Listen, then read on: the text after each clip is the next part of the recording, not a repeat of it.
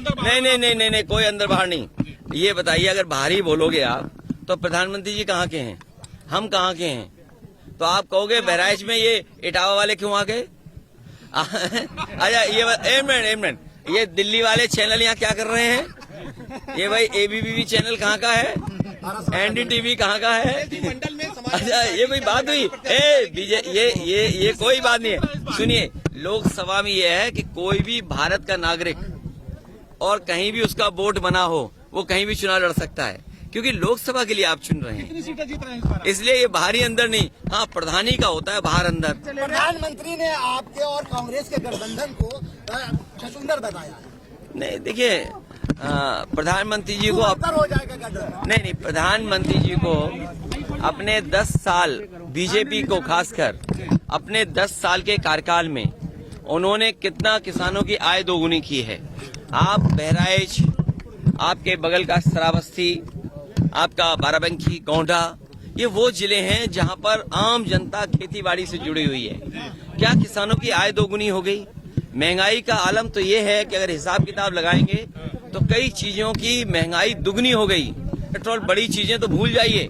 आप बताइए, 2014 से और आज 2024 हो गया है, नमक की कीमत क्या है? क्या नमक की कीमत दुगनी नहीं हो गई? नौकरी नहीं, रोजगार नहीं, किसान खड़ा हुआ है उनके सामने अपना हक मांगने के लिए। जो लोग नारा देते थे कि जय किसान, जय जवान, जय विज्ञान, किसान दुखी है, आंदोलन कर रहा है अपनी आय बढ़ाने के लिए।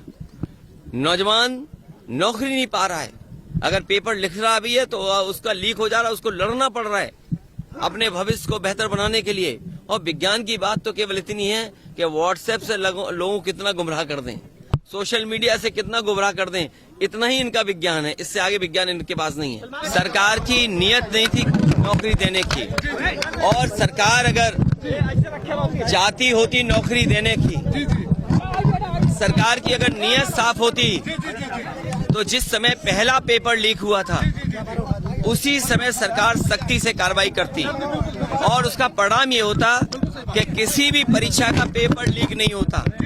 और आज केवल पुलिस भर्ती के पेपर लीक के आरोप नहीं है, बल्कि ARO की जो भर्ती हुई उसमें भी बड़े पैमाने पे छात्र नौजवान धरना दे करके बैठे हैं लोक सेवा आयोग के सामने।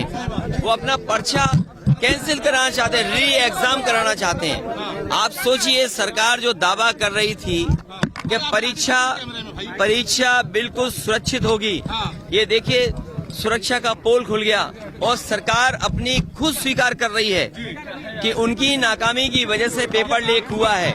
इनकी नियत साफ नहीं रही, जिसका परिणाम यह है कि नौजवानों के भविष्य और नौजवानों के सपनों के साथ ये सरकार खिलवाड़ कर रही है। और ये सवाल 60 लाख 50 लाख का नहीं है, इससे जुड़े हुए 2.5 करोड़ परिवार के लोग हैं जिनके साथ बीजेपी ने धोखा किया है। आने वाले समय में यही परिवार भारतीय जनता पार्टी को उखाड़ फेंकने का काम करेंगे।